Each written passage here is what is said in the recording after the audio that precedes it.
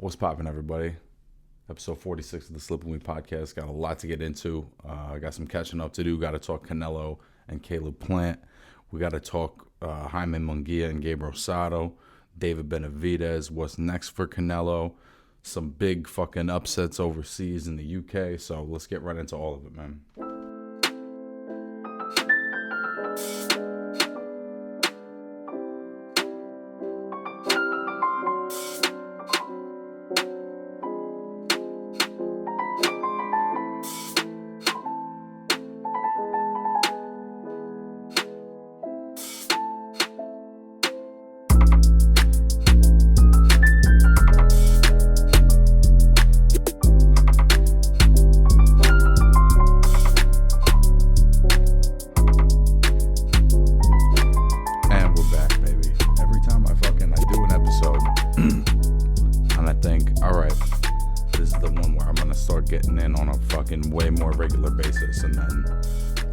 Keeps happening, but I'm happy to be here with you today.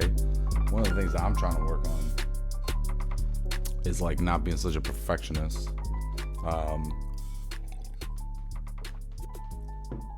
Sometimes that stops me from getting my workout quicker. I think that's true in this podcast and in like my music and whatever. Yeah, there's been a lot going on in the world of boxing, man, and I got a lot of catching up to do here. The first thing I wanted to talk about was Michaela Mayer and Maeva Hamadouche. That girl's got a name on her, and she's also a hell of a fighter. I think this was, at least just watching it, it looked like the hardest fight of Michaela's career for sure. Hamadouche really, she pushed the pace the entire fight. She was right in her chest, and I think especially early in the fight, like the first 5 rounds, she might have won 3 out of the first 5 rounds. And then I think Michaela kind of found her footing and her composure, and she started boxing in the pocket more and kind of picking her apart just with her better skills, but she didn't do it moving around a whole bunch. She did it standing her ground. Which I think is probably tough to do against this girl. She's got a real intense tempo on her. And I thought Michaela did a great job of disarming this girl's offense. It just became ineffective aggression over time because Michaela got better defensively as the fight went. So I felt like her defense got better, and then the more she made Hamadouche miss, then she wanted to get her get back, and she was just more and more open. And I thought it was a great performance from Michaela. I've never seen this girl Hamadouche fight before, but I was really impressed with her conditioning. She's not the best technically, but she throws a lot of punches. It looks like she actually hits kind of hard. And this was a really entertaining fight. This was one of those top level entertainment, bang for your buck fights, and it's another reason to fucking cut the bullshit with the 2-minute rounds, and with the 10 rounds in a title fight for women's boxing. There's no reason this shouldn't have been 12 rounds, and there's no reason this shouldn't have been 3 minutes. You telling me they couldn't do it? They definitely could, dude. And you'd get more fight. That's one of those that I still cannot understand. So as I was kind of thinking about what's next for Michaela, my initial reaction was Terry Harper. But as we saw this past Saturday, Terry Harper got upset by a girl named Alicia Baumgartner, who I also had never seen fight before, but I thought she had really slick skills, and it looks like she's got some serious pop. Because she knocked Terry out standing up. You know what I mean? Sometimes when you get an upset like that, it kind of reveals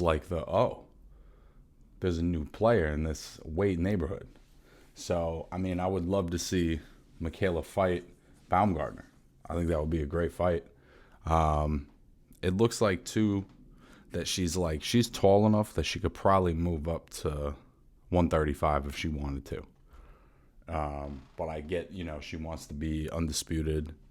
Is she undisputed? Am I missing that? Nah, she's not undisputed.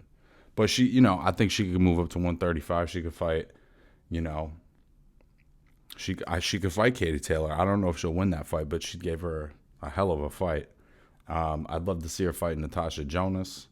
I'd love to see her fight Amanda Serrano. I think some of these bigger women's fights have to start getting made because they're all, you know, the top level in women's boxing. They're all very accomplished, and I think what they're missing is like money fights. You know what I mean? There's not enough money fights. There's not enough highly anticipated matchups. You know what I'm saying? There's fighters that people like to follow, but the matchups are never blockbuster. You know what I'm saying? Another fight that I thought about that, you know, I kind of would like to see just to see how she handles it is that girl Delphine Persoon that fought Katie Taylor twice. I mean, that girl is so tough. She's so tall and long and awkward as fuck. And her pace is just non-fucking stop also. And she got a win over Hamadouche. So you know that that she's valid at this level. And if you saw that first Katie Taylor fight, I mean, that shit was fucking brutal. That was a crazy fight. Katie was sitting there with everything, and it didn't do anything to her. Her pace doesn't change at all, regardless of what you do. So that's kind of a high risk, low reward fight, but I kind of would like to see it. I'd like to see how she handles that kind of pressure and that kind of size. But so moving over to the British card where Terry Harper got knocked out, which I was really genuinely surprised by that. I thought she would win that fight, but I didn't know Baumgartner. So maybe that's on me also. But, you know, anytime I've seen Terry Harper, her boxing skills seem really complete and her feet are great. And it just didn't seem like she really even had a chance to get any of that going. And then in the main event of that card, you know, featherweight champion Kid Galahad got knocked out cold by a veteran named Kiko Martinez, who's 43-10-2, which is not a bad record. You know what I'm saying? But that's a veteran's record. And that guy's a world champion now. That's the second world champion at the moment from Spain, right after Sandor Martin beat Mikey Garcia. And that was just a monumental upset. It was, you know, Galahad was winning the fight, no doubt about it. And it was one of those things where Martinez never got switched off, and Galahad did get switched off. And Martinez just landed the perfect shot. And then when Galahad got up, he never really recovered. And then that first punch of, I think it was the seventh round, just slept him, you know. And Galahad, I've always thought was very talented and very solid and pretty good at everything in the ring. So to be honest, I was surprised by this. I've seen Kiko Martinez a lot of times against other top-level guys. And generally speaking, he is the B-side for a reason, because he doesn't beat the top-level guys. But he's also a guy who shows up to fight every time. So if you do turn off for a minute, he's the kind of guy that could put you out. And that was this. And I was so happy for him, man. I love seeing shit like that. This was kind of like this is a really big upset. I don't think people really know the magnitude of this upset, considering who Martinez has been in the ring with and his track record, and he just hasn't gotten that win on that next level. And to see Galahad boxing such a complete fight and then just get slept, it was shocking. It was shocking. But you could see him start to settle a little bit as the fight went on. It's not, you know, look, this is boxing. Anything can happen. Anybody can catch anybody at any second and put them out. You know what I mean? That's the beauty of it. This was like exhibit A of that. So congrats to Kiko Martinez, man. That shit was really impressive. So this past Saturday, the big cards were the Jaime Mongia versus Gabriel Sato and David Benavidez fighting a guy named Kyron Davis. I'll start with the Benavidez fight just because there's a little less to bite into there. He stopped this guy Davis. I don't think anybody was surprised about that. Davis showed a lot of balls. He stayed on his feet and he welcomed the exchanges. You know what I'm saying? He really showed a lot of heart and showed a decent amount of skill. But this was such a levels fight. Like Benavidez is at just a much, much, much higher level than this guy. And so, and I'll get more into Canelo later in the episode. But when people talk about Benavidez fighting Canelo, and I've wanted that for a long time. I've been saying this guy is like the hidden gem of boxing for years now. But there is something to be said for like, I would like to see him in against a top 5 super middleweight before he fights Canelo. Just to see what he looks like when he takes that leap. Now, I know he fought Durrell. Durrell's a good, tough guy, good fighter. But I don't know that he's a top 5 guy at 168. He's top 10, but he's like the bottom half of the top 10. I would love to see him in with Caleb Plant. I would love to see him in with John Ryder or,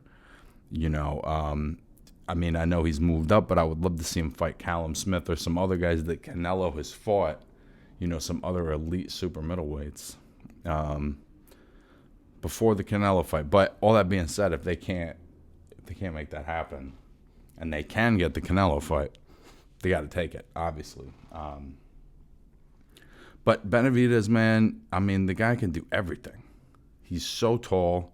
He's got lightning fast hands, particularly when he lets a flurry go and he gets a rhythm and it's bah, bah, bah, bah, bah.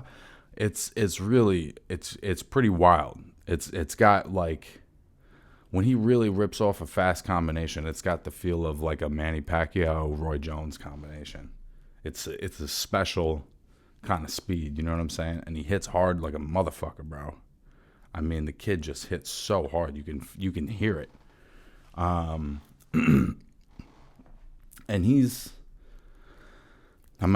fighting tough guys that these guys don't go out in the first couple of rounds. You know what I'm saying? This kid took a fucking incredible amount of punishment, Davis.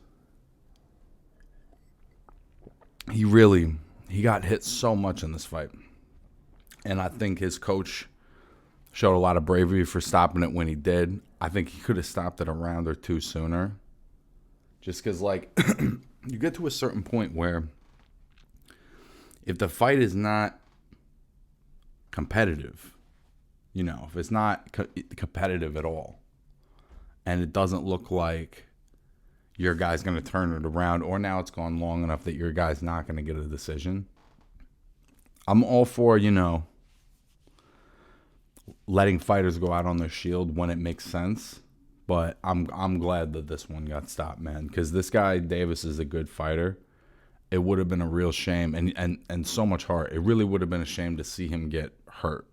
And I think we were starting to push up on that border a little bit. You know what I mean? But yeah, great win for Benavidez. I get chasing the Canelo fight, and I truly hope he gets it. Like, I really hope he gets it. But I also think that there's other guys at 168. There's other higher level guys at 168 that he can fight. Now, I know he was going to fight Uskari, and that was going to be a better opponent. You know what I mean? For sure. But yeah, I just would like to see his level step up. Same deal with Caleb Plant, where I was like, this guy hasn't fought an elite level super middleweight, and now he's fighting Canelo.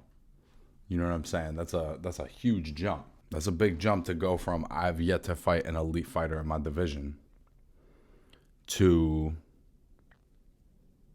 you're fighting the pound for pound king. Like the guy of boxing right now. So, yeah. If he's got the balls to do it and he can get the fight, I really hope he does, because he's tremendously talented. And I'm going to get more into the potential of Benavidez and Canelo in a little bit. But I want to talk about Jaime Mongia and getting a unanimous decision against Gabriel Sato. Man, I'll get into Munguia in a second, but I got to give it up to this guy, Gabriel Sato, man. He's fought like 3-4 generations of prospects now. You know, prospects and contenders. And he always puts up a fucking hell of a fight, man. He just always puts up a good fight, man. Win, lose, or draw. A lot of times lose. But, he's always fighting top-level guys, and he's always giving them good fights. And this was just another example of that, man. I mean, Munguia showed some of the same defensive holes that he's always shown. He's very hittable. He's definitely very hittable. But his offensive output is so much to deal with that, unless you're a defensive wizard and you can just make him look silly, which that's not really Gabe's thing. Gabe's a good defensive fighter, but he's not a Arislandi Lara or that kind of fighter. Like I said, Munguia's offensive output is just so much to handle, and he throws his punches well. I think with Morales, his technique is tightened up, at least on offense. He's a little bit better defensively than he was a few years ago, but he still gets his head snapped back. And I think also Rosado's just a really good fighter. He's just a tough fucking guy, and he just caught him clean because he knows how to set his shots up. And what we saw was that Munguia can take that power from a guy who's fought at 168 and just knocked out a huge prospect. He can take that power and he can handle that pressure. Because what I thought was cool was I felt like the fight was not 50-50, but I felt like it was 60-40 for Munguia, like through the first 8 rounds. And then I felt like, the tail end of the fight, Munguia kind of pulled away and separated himself a little bit. You know what I'm saying? And I was impressed, with how he maintained his composure, even as Rosado would catch him with huge shots. I just thought in general, his composure under Rosado's pressure, particularly down the back half of the fight, was really impressive. He maintained his game plan, and I think by the end of the fight, he was really landing almost all of the meaningful shots of the last 3 or 4 rounds. I really would love to see this kid against Golovkin. I feel like he's had some fights against some contenders of a certain level. Like, he's fought Liam Smith. Now he's fought Rosado. Who's the other guy? Toriano Johnson's a decent fighter. That's a guy he's fought. So he's fought some contenders at this point, and I would like to see him against Golovkin. I think this kid is really entertaining. He's got a great offensive output, but he's also honestly kind of vulnerable to getting hit. And so you have to wonder how long he can sustain that against Triple G. You know what I'm saying? I think a fight with him and Andrade would be good. And I think at this point, having seen a couple of years ago, I would have said Andrade 100%. But I think at this point, I thought Andrade's last performance was not anything special. And I think that this kid, if you're not going to be special, is just going to overwhelm you with volume and pressure. You know what I'm saying? I think the sky's the limit. You're 25 years old. You're 38-0 with 30 knockouts. Like, he's got a fuck ton of experience. He's got almost as much experience as Canelo did at this age. You know what I mean? As far as number of fights, not quality of fights. Let me also correct that. Number of fights.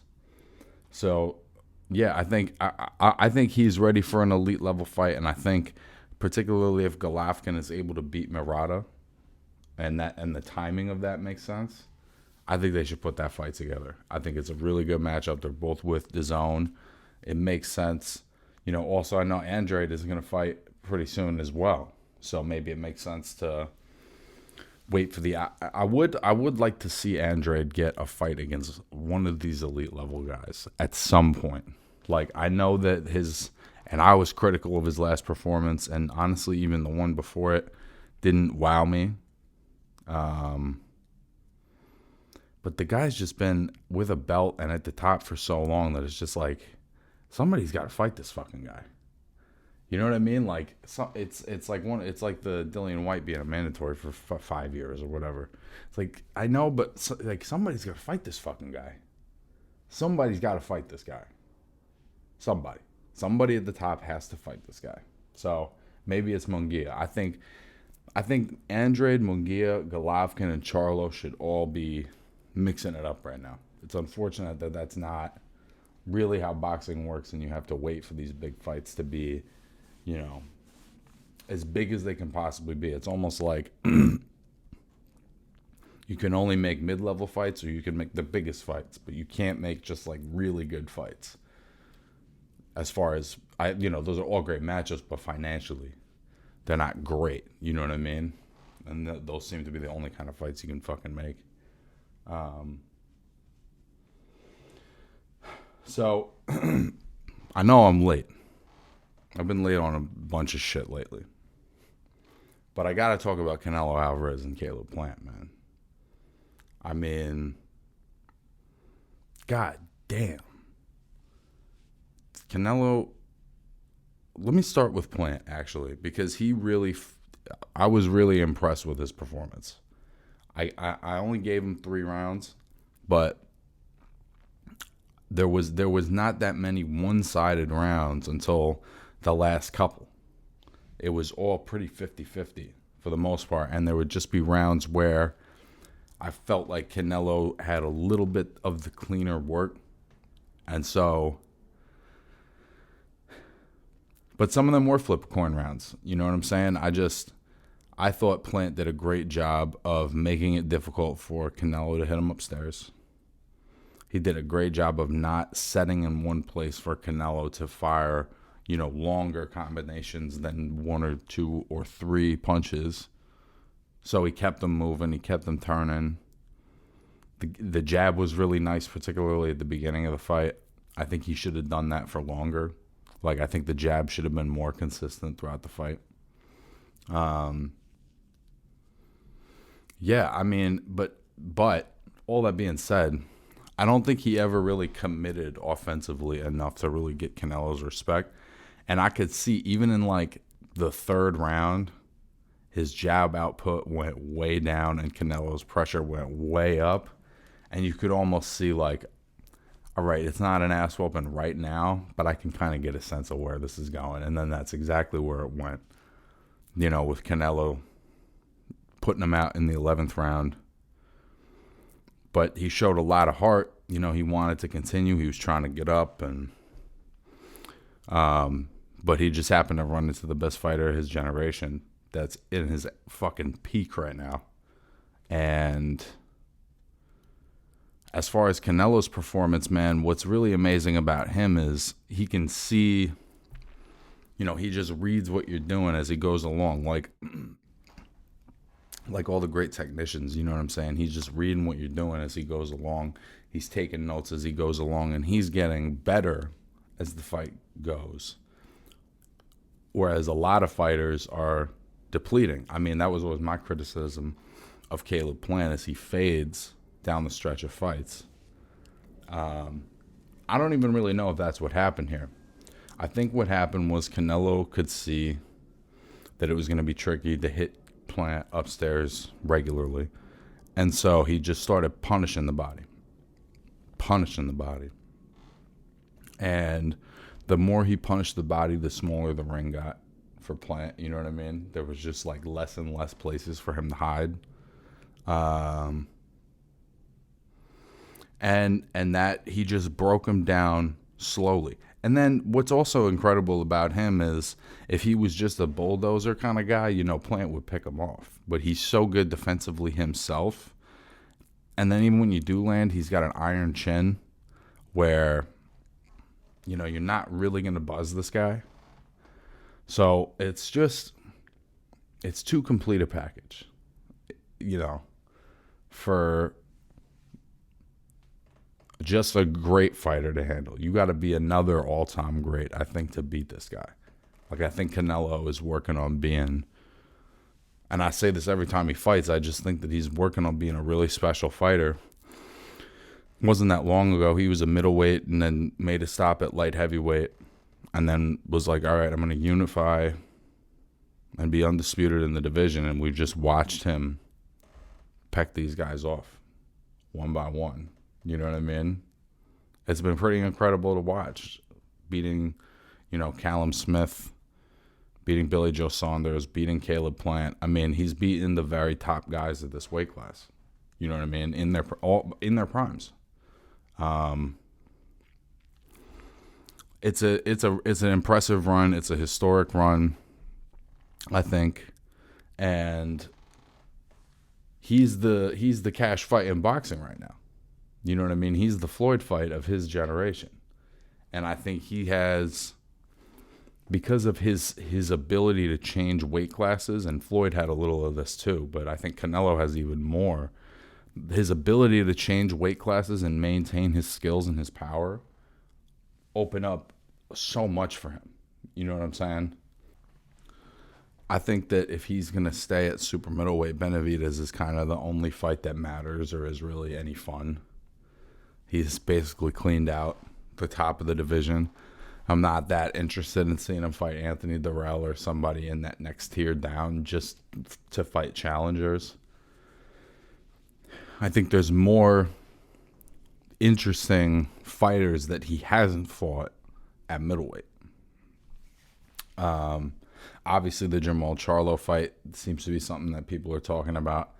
Charlo's a big guy, but he's never fought at super middleweight, and I don't think he's got the chops to hang with Canelo. That's just my opinion. Especially having seen how he's handled, first of all, how he looked in his last fight, and then also the way he handled the pressure from Derevyanchenko. I thought he clearly won, but he spent a lot of that fight with his back on the ropes, just kind of picking shots off. And if he gets into that mode against Canelo, he's definitely going to get knocked out. So, and I don't think he's at that level, but I think it's a good fight and it's marketable, and Charlo will sell the fuck out of it. So I think the Charlo fight is interesting. I think a third fight with Golovkin is something that I would still like to see.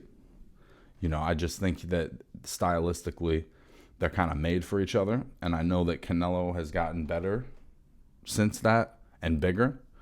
But I don't know that Golovkin has gone through this great decline the way people talk about.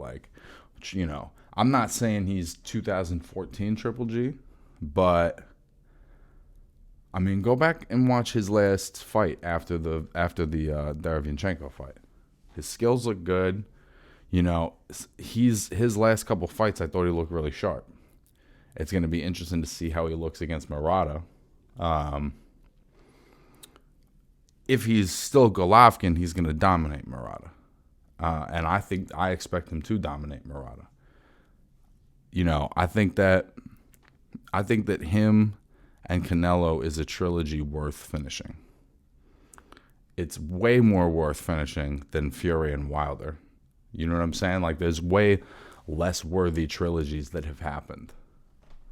I think this is one that they got to do.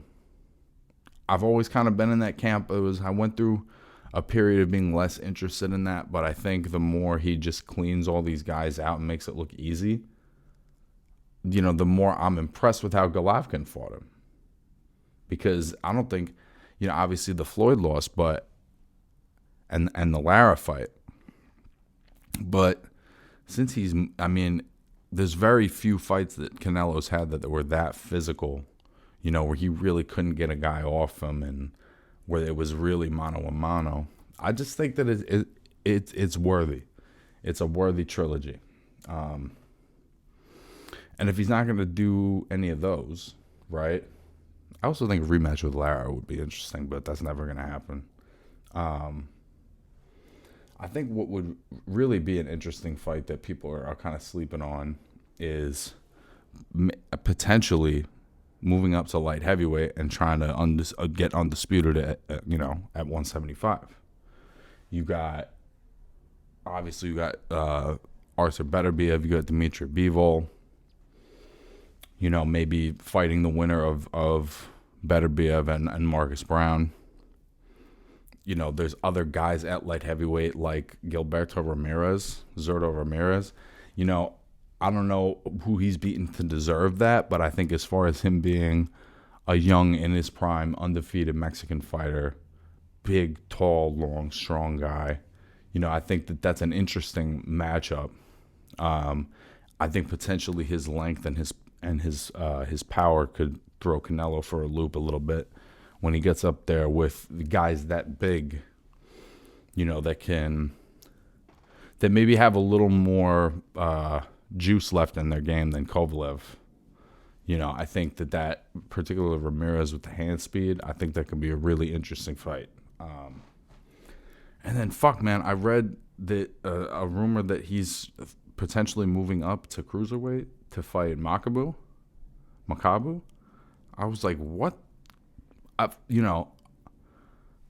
It's very impressive if he's actually going to move up to cruiserweight. But what I would hope is that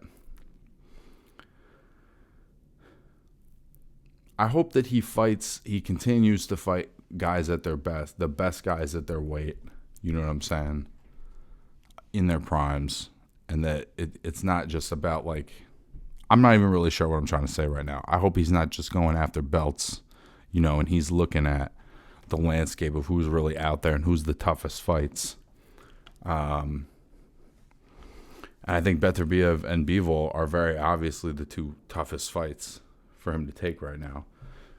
The last one I'll talk about is Benavidez because I talked more about it before. I think a lot of how that fight turns out depends on the weight they do it. I kind of hope they do it at 175 because I would love to see Benavidez with a little less of a weight cut on him where he's just a little stronger. I think that's going to open up his power big time. And I think it'll make a fight with Canelo a little bit more interesting. So he's just got so many fucking options, and I can't really think of a fight where I'm not confident that he's gonna win. You know what I mean?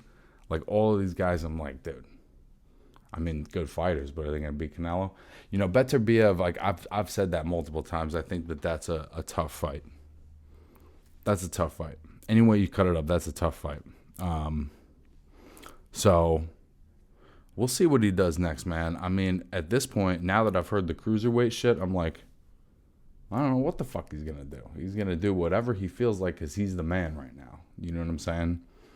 And to be honest with you, if you don't have him number one pound for pound, I don't know what the fuck you're talking about. This guy's the best fighter in the world right now. For sure, for sure. And part of how I know that is who he's beating. He's beating the top guys of this weight. He's beating the top guys of his era. You know what I'm saying? And I was really impressed, man. I was really impressed. I'm always impressed. Every time I see Canelo fight, it feels a lot like a Pacquiao fight. Nowadays, when Canelo fights, it feels a lot like a Pacquiao fight, 10 years ago.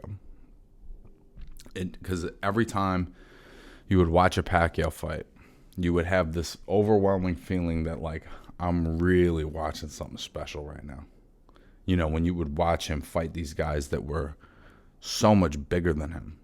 And Canelo pretty consistently fights guys that are quite a bit bigger than him. There was the same deal with Manny. I think that's just an indication of how Canelo is the man of his era. A fantasy fight of mine for him would be him and Errol at 160. I know that Errol's a lot smaller, but he's a big, long guy that could fill into 160 no problem. If Canelo could still make 160, I doubt he can. But that's just if I'm putting a fantasy fight together, I think that would be a really easy sell too. I think people would really gobble that fight up. And I think sometimes you got to have a little fucking chutzpah, dude. Amir Khan did it. I'd much rather see Errol Spence do it than Amir Khan do it. You know what I'm saying? No disrespect to Amir Khan's skills, but Spence is just a big, durable welterweight. And if Canelo can drop 8 more pounds and Spence can fill out, I think that's a slept-on matchup. The last thing I want to talk about is this coming weekend, we got Terence Crawford and Shawn Porter, which, man, this is a fucking hell of a matchup. This is a hell of a matchup right here, man. I mean, I've always been critical not of Terence, but of rating him at a certain level in the pound for pound rankings just because of his limited opposition and particularly his limited opposition at welterweight. And this kind of puts an end to that because this is the first time that he's going to fight an elite level PBC welterweight, And I think on top of fighting an elite level PBC welterweight, he's fighting a guy whose battery doesn't die. I mean, Shawn Porter does not get tired. His pace is also fucking relentless. When he wants to be physical with you and muscle you around and shift his feet on the inside and do all that, he's a lot to deal with. He's really a lot to deal with. And I was there for his fight with Keith Thurman. He was a lot to deal with that night. He was a lot to deal with the night he fought Errol Spence. I think, he's one knockdown away from, maybe getting a draw or winning that fight. So, I mean, I feel like I have a better sense of what Shawn Porter brings to the table at an elite level than I do with Terence Crawford. Now, with Terence,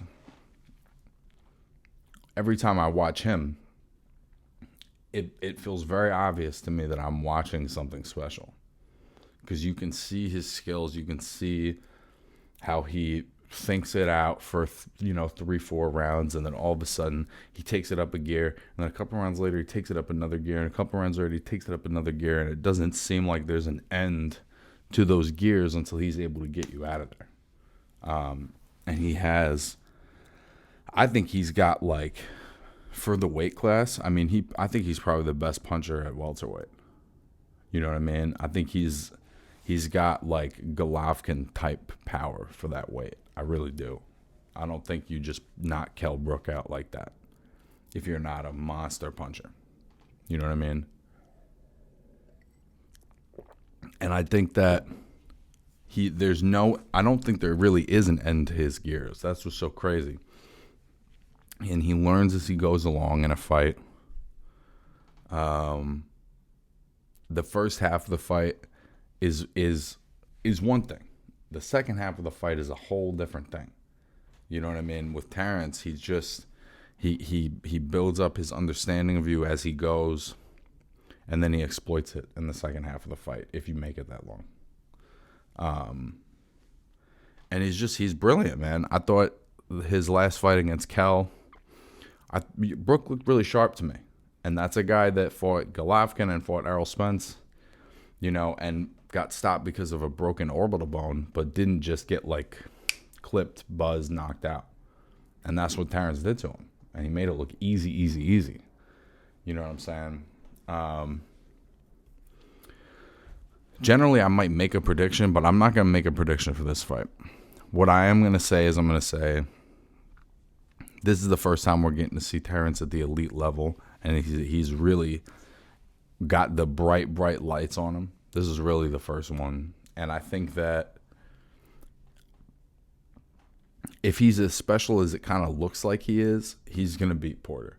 And it may not be easy, but he's going to do it. But if for whatever reason, he passed the eye test, but against a certain level, and I don't think he's that guy, but I do think that Shawn Porter has the ability to make you question yourself. You know what I'm saying? He's really got the ability to make you answer questions within yourself because he's going to push you. He's going to make it physical.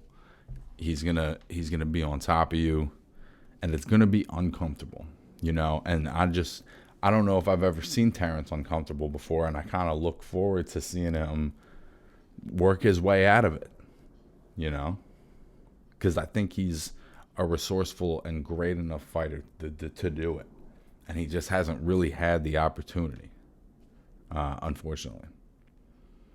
So, and my hope ultimately is that this leads to more PBC crossover fights with top ranked fighters, you know, because that's allegedly what's been holding up the fight between Terence and Errol, is the two promoters not being willing to work together. And now I think this kind of blows all that up, and they've done it a couple other times. So I think this hopefully extends a branch of Terence being able to get fights with the top welterweights of PBC, because that's where they're all signed to. He can't fight those guys if those two promotional companies are not going to do business. It's just impossible. And then they have all those top guys, and they can all fight each other. I've said this before. There's a part of it where it's like they don't need Terence. They have every single other top guy at PBC. So they can just keep fighting each other and build their legacy off of that. I'm not saying it's right, but they can. You know what I'm saying? And they do. They do fight each other. Yordenis Ugas and Pacquiao just fucking fought each other. You know what I mean?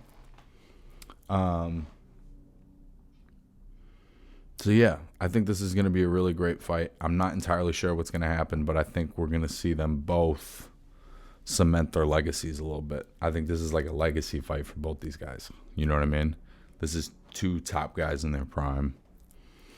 And I will say that I think on a skill level, Terence has every edge. But I think on an experience level, Shawn has every edge.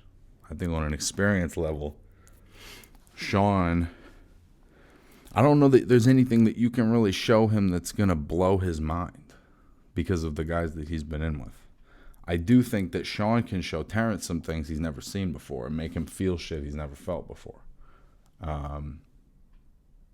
That's going to be a great fight, man. That's episode 46 in the Slip and Wait podcast. It's been great being back with y'all.